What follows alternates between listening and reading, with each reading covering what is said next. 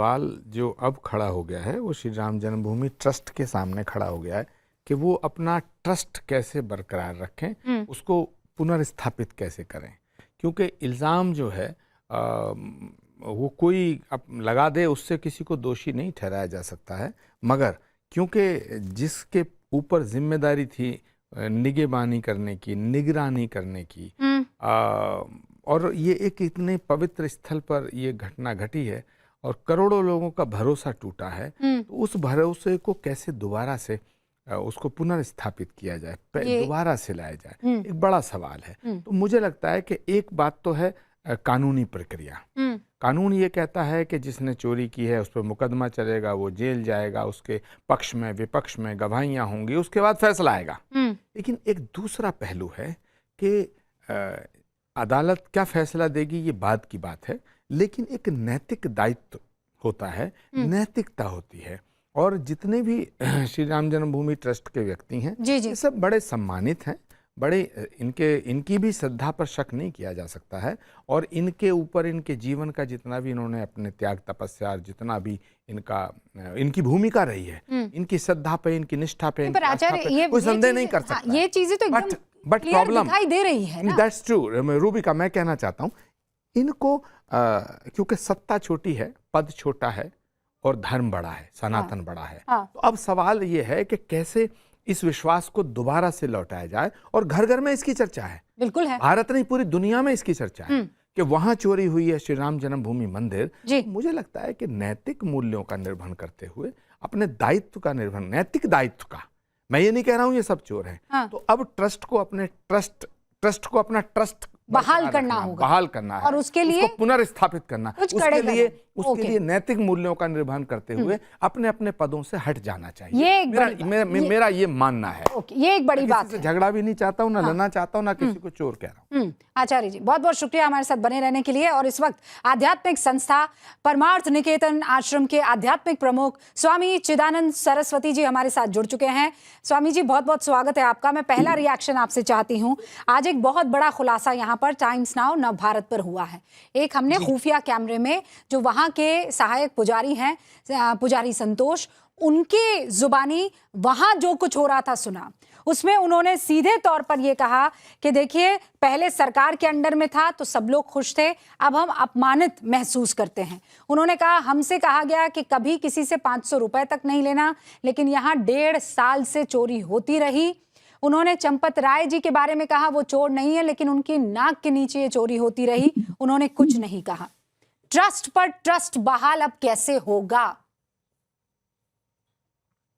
रूबिका जी देखिए, मैं कहना चाहता हूं जो अब तक बाहर आया है उसके लिए मैं योगी आदित्यनाथ जी को भी धन्यवाद देना चाहता हूं कि उन्होंने त्वरित निर्णय लिया, और फिर 15 दिन नहीं 10 दिन के अंदर ही, 10 दिन के अंदर जो हुआ उनको जेल भेजा, फिर एक जांच, लोगों का शक हुआ कि नहीं और भी है, फिर एक 15 दिन बढ़ा दिए गए।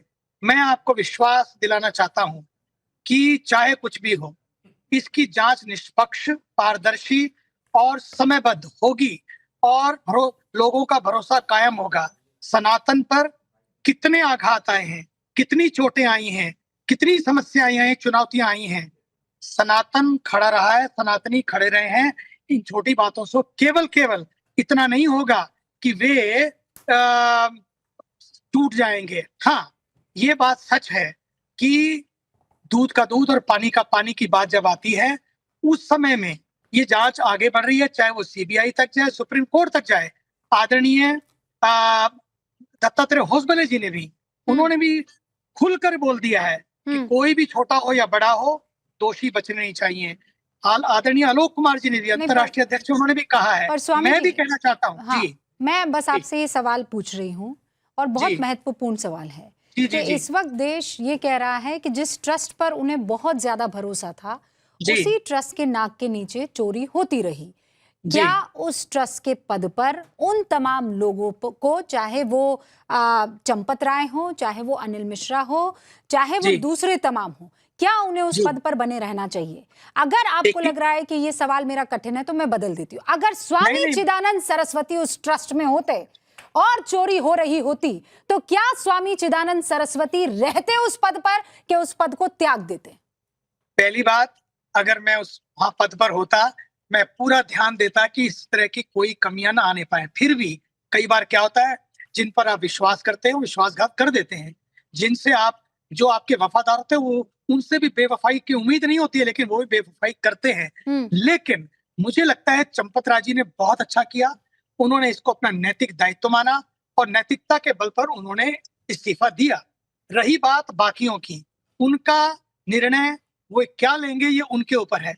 मैं इतना कहता हूं, यदि मैं होता तो सच में मैं भी यही करता और कहता कि नहीं, जांच निष्पक्ष हो, जांच पूरी हो, ताकि कोई जांच को प्रभावित ना कर सके, इसका शक भी ना हो। इसलिए मेरा पहला कर्तव्य है कि मैं उससे अलग हो जाऊं और फिर जांच कराऊं, और यही आदरणीय चंपत राय जी ने किया। मैं मेरी दृष्टि से भी मानता हूँ रूपिका जी, वो व्यक्ति को मैं 45 साल से जानता हूँ। हाँ। ऐसे समय से जानता हूँ जब कुछ भी नहीं था।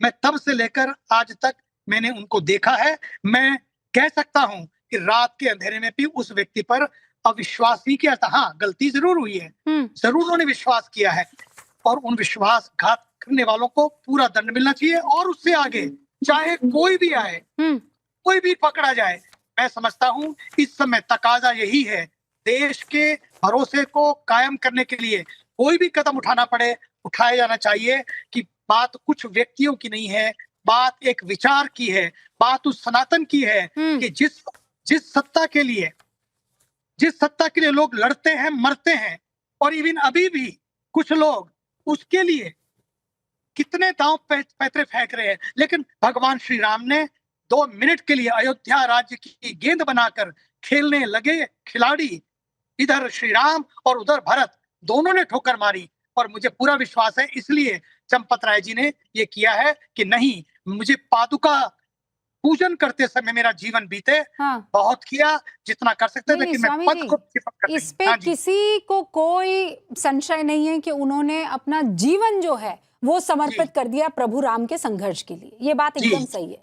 लेकिन मुझे बताइए स्वामी जी, उनकी ये अभी पूज्य पुजारी जी ये बात कह रहे थे कि वायरलेस जो है, पुलिस वाला वायरलेस, उन्होंने उस टिन्नू यादव को दे रखा था। मतलब इतने अच्छे होना भी, उस पद पर रहना बहुत नुकसानदेह नहीं हो गया? बिल्कुल नुकसानदेह हुआ, और उसी का फल सामने आ रहा है। मुझे लगता है कि एक व्यक्ति पर इतना विश्वास कर लिया, और सच में उनको इतना विश्वास हो गया कि ये व्यक्ति गड़बड़ नहीं करेगा। अच्छा, आपके पास जो भी होता है, आप सोचते हैं कि चलो कोई भी आया, हाँ भाई जाके मिलवाओ, जाके बिठाओ, जाके व्यवस्था करो, आपको कहना पड़ता है, और उसी व्यक्ति को साधन भी देने पड़ते हैं। लेकिन इस बीच में उस व्यक्ति ने जो बेवफाई की है, मुझे लगता है, मुझे इसका बड़ा दुख है कि एक ऐसे व्यक्ति का, देखिए द्रौपदी का तो चीरहरण हुआ था स्वामी जी, लेकिन यहाँ तो चीरहरण नहीं, हाँ। चरित्र हरण का हो गया। चरित्र हरण मतलब ये, और ये चंदा चोरी नहीं, ये तो गद्दारी है प्रभु राम के साथ, पूरी गद्दारी है। ये केवल आर्थिक अपराध नहीं, ये महापाप है, और इनको भोगना पड़ेगा। लेकिन साथ ही साथ रूबिका जी, मैं आपसे कहना चाहता हूँ, ये चढ़ावा चोरी को सियासत की डोरी से न बांधा जाए, क्योंकि इसका जवाब तो मैं ले लूंगी। इसका जवाब यहाँ पर बैठे हुए तमाम हमारे साथ अलग अलग राजनीतिक दलों के प्रवक्ता, उनसे मैं ये सवाल ले लूंगी। लेकिन एक आखिरी प्रश्न, जी स्वामी जी, बहुत महत्वपूर्ण चीज आप कह रहे हैं कि चंपत जी को मैं बड़े अरसे से जानता हूँ, ट्रस्ट के बाकी लोगों को लेकर भी, कि भाई उनकी नीयत ठीक ठाक थी, साफ सुथरी थी, पर जिम्मेदारी तो ठीक से नहीं निभाई ना। नहीं, ये पक्की बात है। और मान लीजिए कल को आप मुझे एक जिम्मेदारी सौंपते हैं और मैं उस जिम्मेदारी में चोरी कर जाऊं, आप पूरा भरोसा करें मुझ पर और मैं चोरी कर जाऊं, तो सवाल तो आप पर उठेंगे ना कि आपने मुझे चिन्हित किया था, आपने मुझे वो जिम्मेदारी दी। बिल्कुल, और इसीलिए उन्होंने उस जिम्मेदारी का निर्वहन करने के लिए नहीं कर पाए, नहीं हो पाया, पूरी विश्वास किया, नहीं हो पाया, तो उन्होंने अपनी नैतिकता के बल पर तुरंत इस्तीफा भी दे दिया। हाँ, इसी का लेकिन कारण पद पर अभी भी बने हुए हैं स्वामी जी, यही तो एक बड़ा सवाल है। और आज जो आपने बातें की हैं, शायद वो भी महत्वपूर्ण बातें हैं कि ट्रस्ट पे अगर आपको दोबारा ट्रस्ट जनता का लाना है तो कुछ कड़े और बड़े फैसले लेने होंगे। बहुत बहुत शुक्रिया हमारे साथ जुड़ने के लिए स्वामी जी, और अपनी बात रखने के लिए। अब एक और जल्दी से आपके सामने खुलासा, बड़ा खुलासा, ये चंदन कौन है, ये कौन सा किरदार है?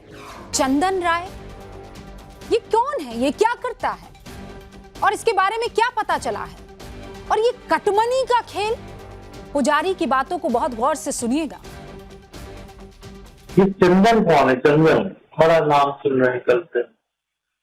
चंदन राय, लोग कहते हैं हाँ सके वैसी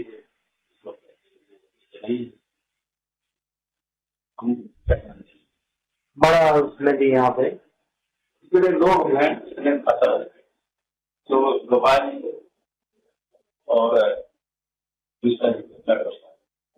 इनकी जो लोग इनके 15 से 20,000, 18,000, 20,000 जो बचने के लिए 12 से 18,000 उसमें भी होगा उसमें। तो ये कैमरे के सामने जैसे अब ये कैमरा लगा है, हम बात कर रहे हैं आपसे, है ना, सब रिकॉर्ड हो रहा है। आप जो कहेंगे या मैं कहूँगा वो सब रिकॉर्ड होता है।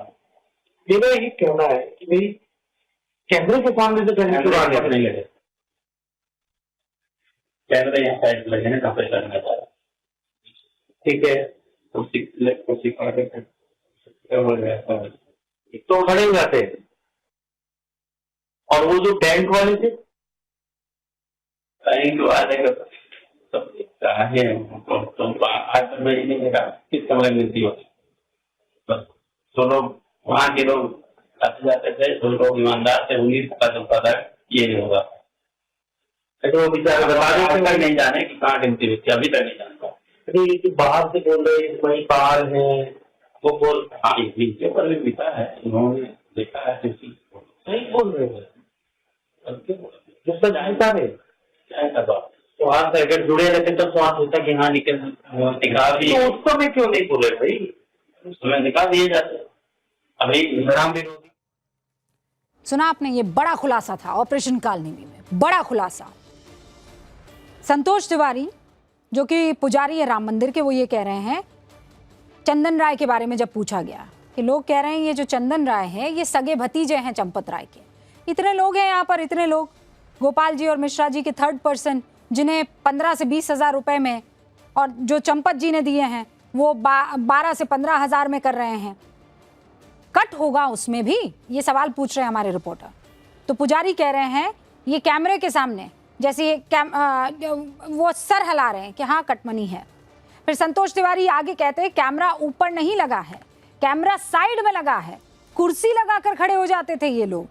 फिर संतोष तिवारी कह रहे हैं यहाँ बैंक वालों को भी सब दिखता है, सब वहां जो लोग रखे जा रहे थे, जो लोग ईमानदार थे, उन्हीं से पता चलता है कि ये सब चीजें हुई हैं।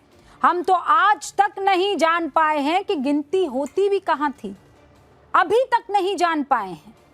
उनके ऊपर भी बीता है, उन्होंने भी देखा है।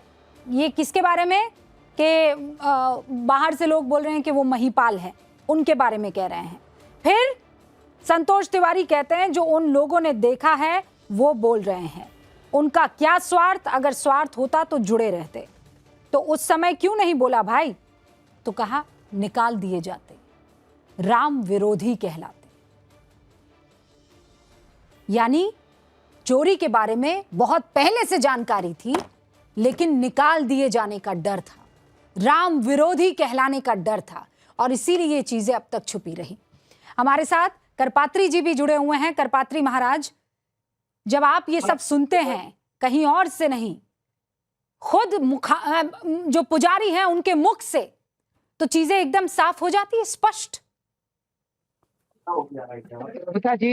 जी आपने मेरा कई बार इंटरव्यू लिया है बिरला धर्मशाला पर जी, राम मंदिर निर्माण के पहले। मंदिर में ट्रस्ट के जितने लोग थे, इनका डिक्टेटरशिप था। अगर लोग इनको ये कह दें कि ये सनातनी थे, तो मैं तो ये कहूंगा ये लोग बिल्कुल सनातनी नहीं थे, ये सबके सब सीना तानी थे। सनातनी नॉट बट सीना तानी, ये सारा काम सीना तान के किया करते थे। फर्स्ट आप हाल ये बताइए कि जो हमारी केंद्रीय police, Uttar Pradesh police sufficient है, तो 400 प्राइवेट सुरक्षा गार्ड को रखने की क्या आवश्यकता थी? ये 400 सुरक्षा गार्ड जहां पैसा गिना जाता था वहां रखते थे, जहां वीआईपी आते तो वहां रखते थे, जहां लाते थे वहां रखते थे। 1 करोड़ रुपया इन 4 सुरक्षा गार्ड को चंपत राय जी ने किसके आदेश पर रख लिया था? ये बात छोड़िए। चंपत राय जी को जब महिपाल ने बताया कि चोरी हो रही है तो उसको क्यों हटा दिया गया? जब इंजीनियर ने बताया कि 40% अनिल लाल जो है ये ले रहे हैं, कमीशन ले रहे हैं, तो उसको क्यों हटा दिया? और टुन्नू यादव जो इनका सबसे बड़ा विश्वास पात था, क्या इतना बड़ा विश्वास पात था कि वायरलेस सेट लेके चलता हूँ, वायरलेस सेट लेके चलता? आज ये चंपत राय कह रहे हैं कि टुन्नू राय मेरे साथ विश्वासघात किया है और ये जो है अखिलेश यादव का आदमी था। तो आपको जब अखिलेश यादव आदमी पता कर लिए हैं, अब अखिलेश यादव बताएं तो उनका कौन सा आदमी इसके अंदर मुखाबरी कर रहा था और चोरी कर रहा था। निश्चित तौर से हम लोगों ने बड़ा प्रसन्न किया है। रूबिया जी, आप मेरे साथ बहुत इंटरव्यू लिया है, मैं आपको धन्यवाद देती हूँ। आप हिंदू मुसलमान से परे की एंकर हैं और आपने तब भी हमसे तीखे प्रश्न पूछा करते थे। ये बताइए, ये वही गोपाल जी अंदर हैं? जब मैं चरणामृत लेने गया, संतोष पुजारी से पूछ लीजिएगा, मैंने संतोष पुजारी से मांगा चरणामृत, तो संतोष पुजारी ने कहा कि यहाँ पे गोपाल जी एक हैं, इन्होंने चरणामृत देना बंद करवा दिया है, महाराज जी चरणामृत नहीं मिल पाएगा। 2 धोखा मैं खाया हूँ। जब प्राण प्रतिष्ठा हुआ था तो मैं करपात्री हूँ, 18 कौर खाता हूँ। 1 महीना पहले मेरी मुलाकात मुख्यमंत्री से हुई थी। मुख्यमंत्री ने कहा, करपात्री जी आप 30 साल हो गया, आप 18 कौर खाते हैं, मैं अपने हाथ से आप खिलाता हूं, और जो ही प्राण प्रतिष्ठा हो जाएगी, प्रधानमंत्री जाएंगे तो आप जाकर के वहां चरणामृत लेकर के अपनी प्रतिज्ञा तोड़ दीजिएगा। और रूबिया जी मैं अंदर गया, उसके पहले ये गोविंद देवगिरी जी चरणामृत के पास से चम्मच से चंदन निकाल करके और प्रधानमंत्री के मुख में डाल करके कोई जूठा चम्मच चरणामृत में डाल दिया था। अब हम बताओ कैसे अपनी प्रतिज्ञा तोड़ सकते थे? और ये गोपाल राव जो है उसके अंदर जाकर के चरणामृत बंद करवा दिया। अभी हमारे दीनेन्द्र दास जी ने कहा था कि गोपाल राव अंदर जाकर के घंटा बजाना भी बंद करा दिया था। ये कहता था कि कोई पुजारी उपाध्याय त्रिपाठी ने कहा जाए, इतनी डिक्टेटरशिप इनकी थी, इतनी डिक्टेटरशिप थी, निश्चित है ये पाप है, पाप हो। अब एक भंडा चल गया है। अब तमाम हमारे संतों में भी कई लाभी हो गई है। कुछ संत कह रहे हैं कि इनका इस्तीफा न स्वीकार किया जाए, कुछ संत करें इस्तीफा। अरे भाई, ये संत कौन होते हैं ये करने वाले? SIT जांच कर रही है, चंपत राय उसमें आएंगे या गोपाल जी आएंगे, अनिल मिश्रा जी आएंगे, गोपाल जी आएंगे, अस्पष्ट काम करेगा, निश्चित तौर से काम करेगा, दूध का दूध पानी हो जाएगा। लेकिन चंपत राय जी ये कह रहे हैं कि मैंने नैतिकता पर इस्तीफा दिया है, ये बिल्कुल गलत कह रहे हैं। अगर इनके पास नैतिकता होती तो कल्याण सिंह जी की तरह जो ही मस्जिद ढाया गया इस्तीफा दे दिए होते मुख्यमंत्री पद से। इन्होंने इस्तीफा नहीं दिया और न इनका इस्तीफा स्वीकार हुआ है, और अभी ये लोग स्वीकार भी नहीं कर रहे हैं क्योंकि दबाव बना रहा है संतों से, लोगों से। कहिए चंपत राय बहुत अच्छे आदमी हैं, चंपत राय बहुत अच्छे आदमी हैं, हम विश्वास करते हैं। निश्चित तरह से दबाव बनाया जा रहा है। ये पापा है, पापा ये जो तीनों लोग हैं निश्चित हैं गलती इनकी है। टिन्नू राय अगर चोरी किया है तो इसमें चंपत राय की जानकारी रही होगी, क्योंकि उसको जो है वायरलेस सेट दे देते हैं, वो सारी व्यवस्था देखता है। ये टेम्पो चलाने वाला व्यक्ति, ये साइकिल चलाने वाला व्यक्ति 50 जो है करोड़ों की प्रॉपर्टी बना गया। और मैं अखिलेश से भी पूछना चाहता हूँ, अखिलेश जी आप ये बताने की कृपा करें, मैं हाथ जोड़ के प्रार्थना करता हूँ, ऐसा कौन सा व्यक्ति आपसे बताया है कि यहाँ पे चंदा चोरी हुई है? ये आसपास बोलिए आप, और नहीं बोलेंगे तो देश के गद्दारों में माने जाएंगे। आप बताइए कि कौन सा व्यक्ति इसमें था कि जिसने आपसे बताया कि चंदा चोरी हो रही है। और अगर वह व्यक्ति आपसे बताया चंदा चोरी है, निश्चित है वह व्यक्ति आपका है और आपके द्वारा वहां पर भेजा गया था ये कांड करने के लिए। और जितने अपॉइंटमेंट हुए हैं, ना कोई पर्चा निकाला गया है, ना कोई वैकेंसी निकाली गई है, ना कोई एजुकेशन लिया गया है, ना कोई करेक्टर सर्टिफिकेट लिखा गया है। मैं चूंकि सारी बातें आप स्पष्ट कह रहे हैं और इतने बड़ी बातें आप, और इतना जिसे कहते हैं कई बार कटु कह देना, आप शायद उससे भी ज्यादा कटु बातें यहाँ पर कह रहे हैं। लेकिन कहना जरूरी है। मैं कह रही हूँ करपात्री जी, आज कहना जरूरी है, आप कहिए। इसीलिए मैंने आपको बीच में ना रोका ना टोका।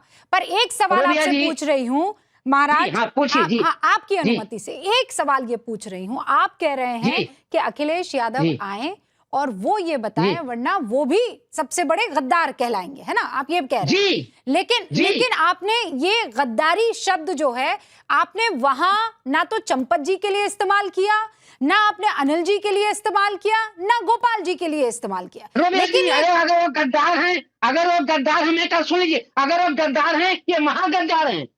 अगर वो गद्दार हैं, ये महागद्दार हैं, ये हमारे पैसे पे इन लोगों ने लूटा है। जितने ट्रस्ट के लोग हैं, ये बताइए, हमारे पैसे से लोग रह रहे हैं, हमारे पैसे से दूध पी रहे हैं, हमारे पैसे से भोजन कर रहे हैं, हमारे पैसे से पूरी कर रहे हैं। ये महागद्दार लोग अगर वफादार होते, जैसे कलपाती भीख मांगते का खाने को खा रहा है, ऐसे अपने घर से पैसा लाते, अपना कमरा लेते और रह करके रहते। अगर मैं गद्दार कह रहा हूँ अखिलेश को कि आप बताइए किसने चोरी किया है, नहीं चोरी बता पाएंगे तो मैं आपको गद्दार कहूंगा। अगर वो लोग गद्दार हैं, ये सबके सब महागद्दार हैं, क्योंकि इन लोगों ने चोरी का पैसा खाया है, हमारा पैसा खाया है। अगर ये बड़े ईमानदार होते, अपना पैसा खर्च बड़ी बात की है। और मैं फिर आपको नमस्कार करती हूँ कि आपने यहां भी बेबाकी से अपनी बात कह दी है, जरा इधर उधर नहीं किया है, जिसे कहते हैं ना शब्दों को लपेट देना, वो भी आपने नहीं किया है। आप ये कह रहे हैं कि जब आप कह रहे हैं कि बार बार अखिलेश यादव बताए कि किसी ने उनको बताया, तो आप ये कह रहे हैं कि उनका कोई आदमी अंदर सेट किया गया था जो उनको जाकर सूचना दे रहा था? निश्चित उनका कोई आदमी सेट था। ये टिन्नू यादव उनका आदमी था, आप ये कह रहे हैं? नहीं, टिन्नू यादव उनका आदमी था, संपत राय ने ही बताया है। संपत राय ने ही कहा है कि टिन्नू राय ने ही सपा के लोगों को एक संदेश भेजा है कि चोरी हुई है। अब इससे बड़ा पर जवाब क्या हो सकता है? ओके करपात्री जी, अब चूंकि आपने कुछ बड़े आरोप लगाए हैं, इसका जवाब मैं डॉक्टर धर्मेंद्र यादव से ले लेती हूँ। प्रोफेसर यादव। रूबिका जी, मर्यादा पुरुषोत्तम भगवान राम के चरणों से चोरी हो और उस चोरी को बताने वाला अगर गद्दार की श्रेणी में आता है। अभी पुजारी संतोष तिवारी जी ने बताया कि ये चोरी 1 साल पहले से चल रही थी और उसकी जानकारी उन्हें थी। आपके स्टिंग ऑपरेशन में बोला, उन्होंने स्वीकार किया। और अगर मैं बता देता तो मुझे रामद्रोही कहा जाता। आप सोचिए, मर्यादा पुरुषोत्तम भगवान राम के मंदिर में एक राम भक्त को इस बात की चिंता है कि ये काल नेम इतने मजबूत हो गए हैं कलयुग में कि एक राम भक्त को रामद्रोही साबित कर देंगे और उसकी जीविका भी चली जाएगी, नौकरी भी चली जाएगी। तो क्या करपात्री जी ये चाहते हैं कि हम उस नाम का खुलासा कर दें जिसको रामद्रोही कह दिया जाए, जिसने मर्यादा पुरुषोत्तम भगवान राम के मंदिर में चोरी को रोकने के लिए अपनी आवाज उठाई। बिल्कुल सही। वो एक तरह से मर्यादा पुरुषोत्तम भगवान की मर्यादा का प्रथम, मर्यादा की नैतिकता का प्रथम आदर्श है। अब सुन लीजिए करपात्री जी, आपसे मैं हाथ जोड़ के निवेदन कर रहा हूँ, मैं आपके बीच में नहीं बोला। जिसने भी सूचना दिया है वो मर्यादा पुरुषोत्तम भगवान राम का सबसे बड़ा राम भक्त है और उसने मर्यादा पुरुषोत्तम भगवान राम के मंदिर में चोरी को रोकने के लिए पहली आवाज उठाई है और उसकी नैतिकता को मैं सलाम करता हूं। और मर्यादा पुरुषोत्तम भगवान राम की डायरी में और उनके सीसीटीवी कैमरे में, उनके रिकॉर्ड में। अच्छा, अब एक सेकंड प्रोफेसर साहब, आज आप नहीं बता रहे हैं, क्या आने वाले दिनों में अखिलेश जी बताएंगे, नाम जाहिर करेंगे? नहीं बताएंगे। रूबिका जी, महत्वपूर्ण बात यह है कि मर्यादा पुरुषोत्तम भगवान राम के मंदिर में बैठकर अगर कोई चोरी कर रहा था और कोई चोरी छुपा रहा था और कोई चोरी करवा रहा था, उनका अपराध इतना बड़ा है, उस अपराध पे बात ना करके कि किसने अपराध को बताया। आपने देखा होगा कि जो हमारे आरटीआई कानून है, आरटीआई कानून में भी कहा जाता है विसिल ब्लोअर का हम पहचान छुपा के रखेंगे। आप देखते नहीं है, जब हम कहते हैं सूत्र, चाहे कुछ हो जाए, हम सूत्र डिस्क्लोज नहीं करते हैं। ये बात तो एकदम सही है आपकी, लेकिन करपात्री जी कह रहे हैं कि वो जो शख्स है वो बहुत बड़ा राम भक्त है, कि वो शख्स जो है वो किसी के कहे पर ये काम कर रहा था, वो ये सवाल पूछ रहे हैं। नहीं रूबिका जी, जो शख्स चोरी का खुलासा किया हो, अपने दिल पे पत्थर रखा हो, मर्यादा पुरुषोत्तम भगवान राम को एक बार स्मरण किया हो कि भगवान मैं इस कालनेमियों के बीच से निकलकर, चोरों के बीच से निकलकर, गद्दारों के बीच से निकलकर जो आज भक्ति में गद्दारी कर रहा है, मर्यादा पुरुषोत्तम भगवान राम की आस्था में गद्दारी कर रहा है, अरबों हिंदुओं की आस्था को चोरी का भेंट चढ़ा दे रहा है, मैं उसके खिलाफ खड़ा हो रहा हूँ। जैसे विभीषण आए थे, आप सोचिए विभीषण की भूमिका उस व्यक्ति ने निभाई है जिसने बताया है।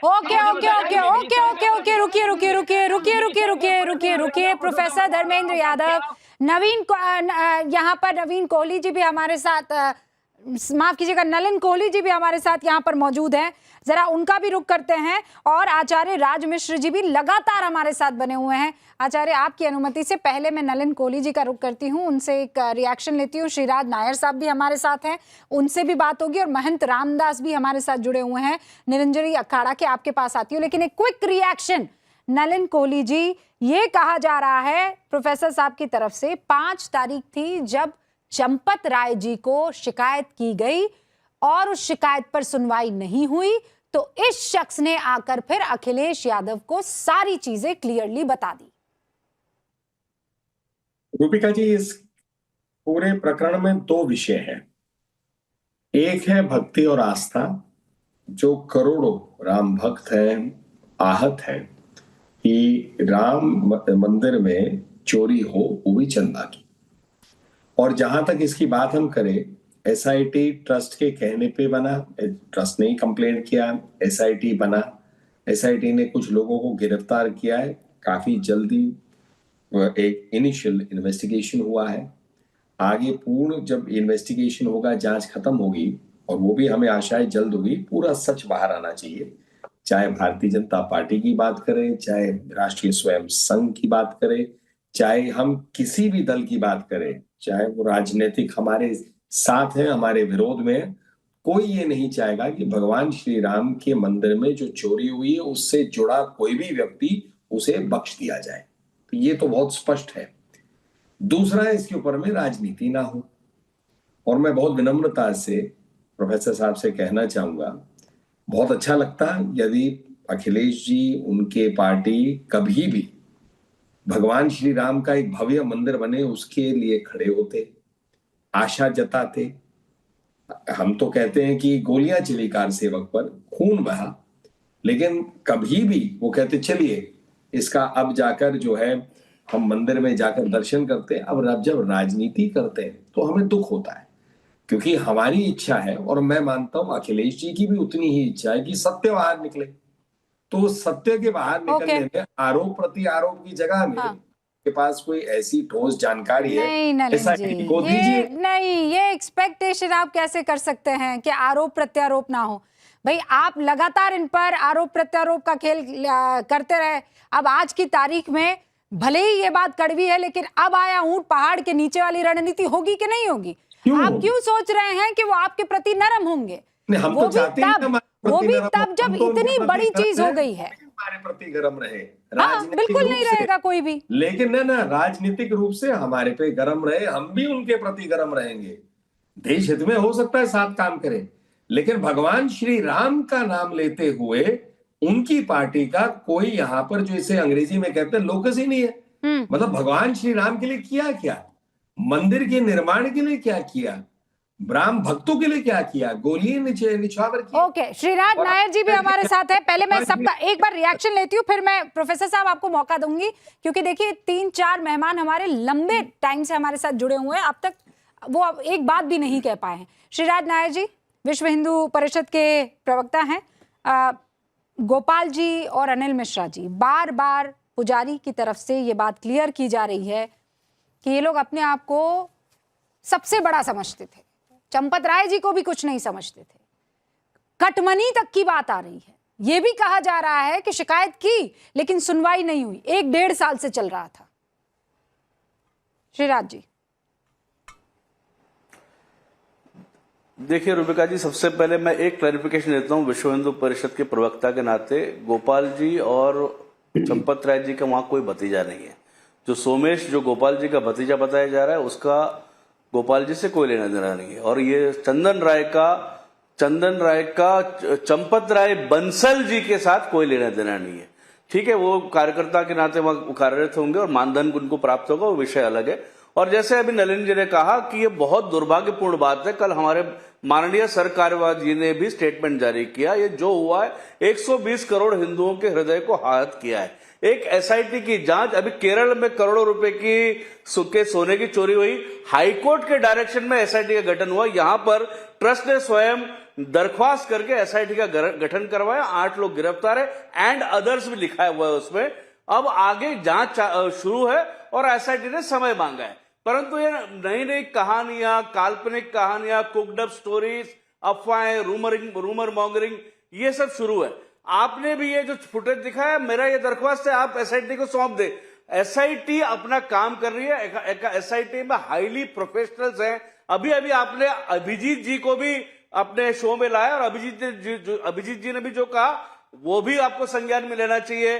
पूजनीय चिदानंद स्वामी जी ने जो कहा उसको भी संज्ञान में लेना चाहिए। पर यहाँ पर 2027 के चुनाव को देखकर जो राजनीतिक गिद्ध खड़े हो गए, अचानक राम भक्त हो गए, जिन्होंने कार सेवकों के ऊपर गोलियां चलाई, जिन्होंने भगवा आतंकवाद का टर्म कॉइन किया, साधु संतों के ऊपर गोलियां चलाई, जिन्होंने भगवान श्री राम को काल्पनिक बताया, वह सब जिनकी नानी ने कहा यहाँ ऐसे मंदिर में दर्शन नहीं करने चाहिए जहां किसी की आस्था का स्थान तोड़ा गया। तो अचानक से ये सारे लोग राम भक्त हो गए केवल और केवल चुनाव को देखकर के, जैसे गिद्ध जो है मांस के लोथड़े को देखकर।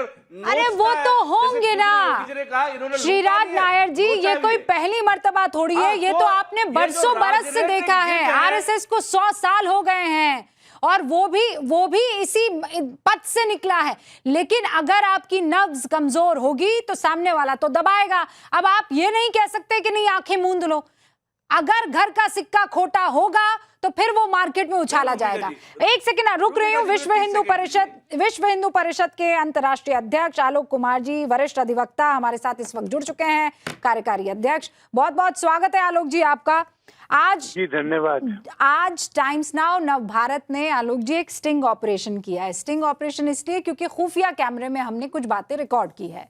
हमारे अंडरकवर रिपोर्टर ने, जो वहां के सहायक पुजारी हैं संतोष जी, उनसे खूब सारी बातें की और उसमें निकल कर आया है कि गोपाल जी और मिश्रा जी ये दोनों अपने आप को सबसे ऊपर समझते थे। चंपत राय जी चोर नहीं थे, उन्होंने कोई चोरी नहीं की, वो बहुत बड़े ज़हीन व्यक्ति हैं, ये भी वो कह रहे हैं, लेकिन उनकी नाक के नीचे सब कुछ होता रहा। जी आलोक जी, ये सारी बातें अब तक खुलकर आई हैं सामने। ये इतने कॉन्ट्राडिक्टरी रिपोर्ट्स आ रहे हैं। कोई सारा दोष चंपत जी पे मर रहे हैं, कोई कह रहे हैं कि चंपत जी संत हैं, उन्होंने कुछ किया नहीं, ये ए ने किया या ये बी ने किया, इसने किया उसने किया। इसलिए मुझे लगता है कि इन सब चीजों की एक पूरी जांच हो रही है। उस जांच में सबका सहयोग भी मिल रहा है। जो पूछा जा रहा है वो बताया जा रहा है। किसी भी नतीजे से पहुंचने से पहले हमको इस जांच के परिणाम की प्रतीक्षा करनी चाहिए। सब लोगों को अपनी बात एसआईटी को और पुलिस को बताने का मौका मिलना चाहिए। फिर जो सत्य सामने आएगा तब न्याय हो जाएगा, तब दूध का दूध पानी का पानी हो जाएगा। अभी अकेले अकेले अलग अलग जो रेवलेशंस या स्टिंग्स बताए जा रहे हैं, हाँ। उन सब की भी जब तक परीक्षा नहीं हो जाती तब तक हमें इंतजार करना चाहिए। आलोक जी बहुत बहुत शुक्रिया हमारे साथ जुड़ने के लिए। अब दो और खास लोग, आचार्य राज मिश्रा जी धर्मगुरु हैं। आचार्य जी, पूरा स्टिंग ऑपरेशन शुरू से लेकर अंत तक आपने देखा, आपकी प्रतिक्रिया 1 मिनट आपके, और उसके बाद हमारे साथ प्रवक्ता निरंजनी अखाड़ा के इस वक्त मौजूद है महंत रामदास जी। मैं आपका रुख करूंगी 1 मिनट, फिर आपके। देखिए, सबसे पहले रुक्का जी मैं एक बड़ा स्पष्ट शब्द कहना चाहूंगा। किसी ने एक शब्द कहा था कि जिन्हें हम हार समझे थे गले अपने सजाने को, वही अब नाग बन बैठे हमी को काट खाने को। जिनको हमने अपने धर्म की एक इंपॉर्टेंट रिस्पॉन्सिबिलिटी दी थी, सनातन धर्म का सबसे जो इंपॉर्टेंट, जो भारत का स्तंभ, जो धर्म का स्तंभ मंदिर था, उसकी इंपॉर्टेंट रिस्पॉन्सिबिलिटी दी थी, उन्होंने कहीं ना कहीं सनातन धर्म को दूषित करने का काम किया, सनातन धर्म पर कलंक लगाने का काम किया।